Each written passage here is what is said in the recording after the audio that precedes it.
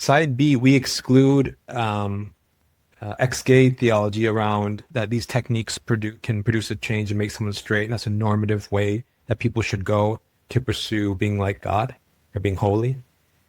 We exclude that as part of our self-definition, and that leads that we'll exclude people who have that theology, that ideology, from being side B.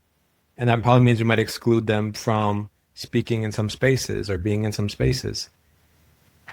But I mean that's part of the definition of who we are too. So it seems like that exclusion shows who we are. I also think in this conversation, like let's say we talked about trans people, I think side B should exclude like transphobes, right? People who are angry or violent towards trans people.